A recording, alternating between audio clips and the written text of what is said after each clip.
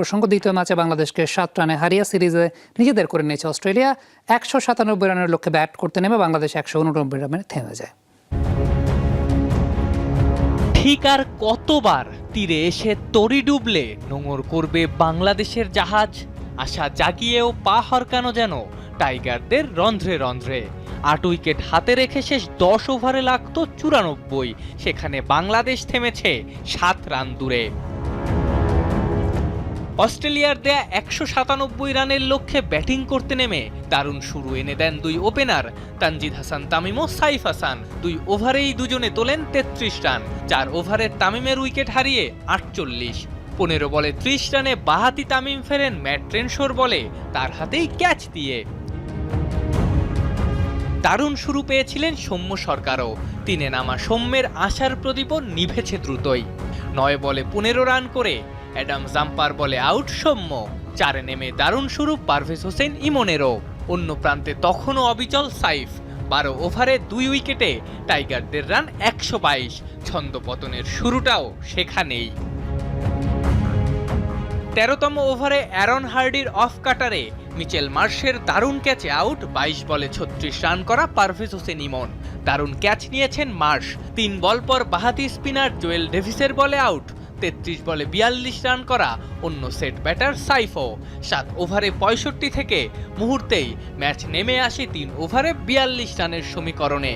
ওখানেই মূলত ম্যাচ হেরে যায় বাংলাদেশ। 8 বলে 7 রান করেন শামীম পাটোয়ারি। 11 বলে আব্দুল গাফফার সাকলাইনের ব্যাটে 13। 22 বলে 35 করা তাওহিদ হৃদয় প্রথম 16 বলে করেছিলেন 17 রান। শেষ ওভারে 23 রানের সমীকরণ থেকে হৃদয়ের দল ছিল 7 রান দূরে। ফলে এক ম্যাচ হাতে রেখেই সিরিজ হারল বাংলাদেশ।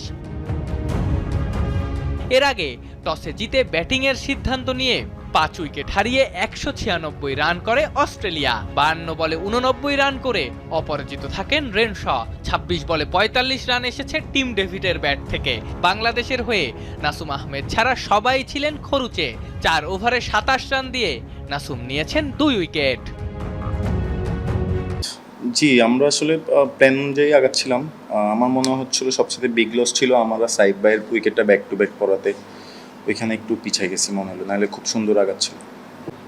লম্বা খেললে ভালোই তো আমাদের জন্য, বাট আমরা তো আসলে মানুষ, সো সামটাইমস মিস্টেকস হয়ে যায় আমাদের ধারায়। সো আমি আশা করি যে উনি হয়তোবা নেক্সট ইনিংসে এখান থেকে বাইরে আসবে।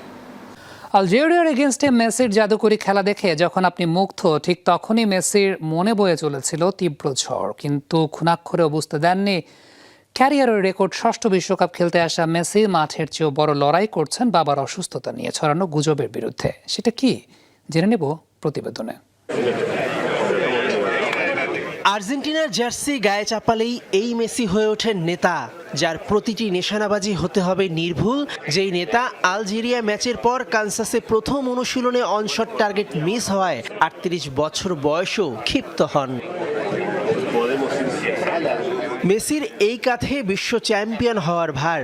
মেসি কারো বাবা, আবার কারো তো সন্তান। পরিবারের দায়িত্ব নিতে হয়। বিশ্বকাপ চলার মাঝেই ছড়িয়ে দেওয়া হয়েছে বাবা হোর্হে মেসির ভুয়া মৃত্যুর খবর। সঙ্গে সমালোচকদের নানা মন্তব্য মাথায় নিয়েই তো মেসির অমন হ্যাটট্রিক। নেতা, পিতা, সন্তান 3 ভূমিকাতেই মেসির প্রশংসায় মাঠে অনুশীলন কভার করতে আসা সাংবাদিকরা। আজকের দিনটা সত্যিই ভিন্ন ছিল। মেসির বাবার মৃত্যুর একটা ফেক নিউজ ছড়ানো হয়েছিল, যা অত্যন্ত সংবেদনশীল। তবে সৌভাগ্যবশত তা সত্য নয়। পরিবার পরিষ্কার করেছে যে তিনি সুস্থতার পথে, কিন্তু এই ধরনের গুঞ্জন দলের স্বাভাবিক মনোযোগে কিছুটা হলেও চির ধরায়। বিশ্বজয়ের মুকুট মাথায় নিয়ে রেকর্ড 6ষ্ঠ বিশ্বকাপ খেলছেন লিও, কিন্তু সবুজ গালিচার আলো ঝলমলে দুনিয়ার পেছনে এক লড়াকু ছেলের মনের ভেতর এখন বইছে তীব্র ঝড়। বুঝতে দেননি কাউকে। বাবার জন্য অশ্রুসিক্ত নয়নে মাঠে প্রার্থনা করেছেন। কাছ থেকে দেখেছেন অনেক ক্রীড়া সাংবাদিক। এই মানসিক চাপের মাঝেই আলজেরিয়ার বিপক্ষে গোল করে কান্নায় ভেঙে পড়েছিলেন এলেমটেন। ম্যাচ শেষে স্বীকারও করেছিলেন অশ্রু ঝরার কারণ ফুটবল নয় বরং পারিবারিক সংকট। কিংবদন্তি হলেও দিন শেষে তিনিও তো একজন মানুষ, একজন সন্তান। মাঠে মেসি যখনই পা রাখেন ক্যামেরার লেন্সগুলো যেন বুভুক্ষের মতো তাড়া করে ফেরে, কিন্তু কানসাস সিটির এই রোদ ঝলমলে সকালে লিওনেল মেসির অবয়বে জাদুকরের চেয়েও বেশি স্পষ্ট এক চিন্তিত সন্তানের মুখ। বাবার এমন অসুস্থতায় যে কেউ ভেঙে পড়তে পারে, মেসিও ব্যতিক্রম নন। তবে আর্জেন্টিনার পুরো দল ওকে আগলে রাখছে, মানসিক শক্তি যোগাচ্ছে। এই কঠিন সময়ে আমরা সবাই হোর্হে মেসির দ্রুত আরোগ্য কামনা করি। সব বিতর্ক আর শঙ্কাকে বুড়ো আঙ্গুল দেখিয়ে আগামী সোমবার টেক্সাসে অস্ট্রিয়ার মুখোমুখি হচ্ছে ডিফেন্ডিং চ্যাম্পিয়নরা। বিশ্বজুড়ে কোটি ভক্তের এখন একটাই প্রার্থনা, মেসির বাপায়ের জাদুর মতোই অক্ষুণ্ণ থাকুক তার বাবার জীবনযুদ্ধের জয়ও। লিওনেল মেসির আর্জেন্টিনাকে স্বাগত জানাচ্ছে প্রস্তুত ডালাসের AT&T স্টেডিয়াম। 22 জুন প্রায় 40 ডিগ্রি সেলসিয়াস তাপমাত্রা, যেখানে অস্ট্রিয়ার বিপক্ষে খেলবে আলবিসেলেস্তারা। এমনকি গ্রুপের শেষ ম্যাচে জর্ডানের বিপক্ষে এই মাঠে খেলবেন বর্তমান চ্যাম্পিয়নরা। ছাদ ঢাকা স্টেডিয়ামের দর্শক ধারণ ক্ষমতা প্রায় 1 লক্ষ। ডালাস থেকে AT&T স্টেডিয়াম এবারের বিশ্বকাপের অন্যতম সুন্দর একটি ভেন্যু, আর এই মাঠেই 22 জুন আর্জেন্টিনা এবং অস্ট্রিয়া ম্যাচ অনুষ্ঠিত হবে। দর্শক, এই মুহূর্তে স্টেডিয়ামের ঠিক বাইরে দাঁড়িয়ে আছে। এখন সময় স্থানীয় সময় যুক্তরাষ্ট্রের সময় সন্ধ্যা বা বিকেল 5টা, আর এখনকার তাপমাত্রা 35 ডিগ্রি সেলসিয়াস। আর আর্জেন্টিনা অস্ট্রিয়া ম্যাচটি অনুষ্ঠিত হবে দুপুর 12টায়। যদিও এটি ছাদ ঢাকা স্টেডিয়াম, ফুটবলার বা সমর্থকদের জন্য খুব একটা ভোগান্তি হবে না, কিন্তু ম্যাচের আগে এবং পরে এখানে যারা সমর্থক, যারা দর্শক ম্যাচ দেখতে আসবেন তাদের জন্য কিন্তু ব্যাপক ভোগান্তি অপেক্ষা করছে। এই স্টেডিয়ামের আদ্যপান্ত জানাবো আজকের প্রতিবেদনে। অস্ট্রিয়ার পর জর্ডানের বিপক্ষেও এই মাঠেই লড়বে আর্জেন্টিনা।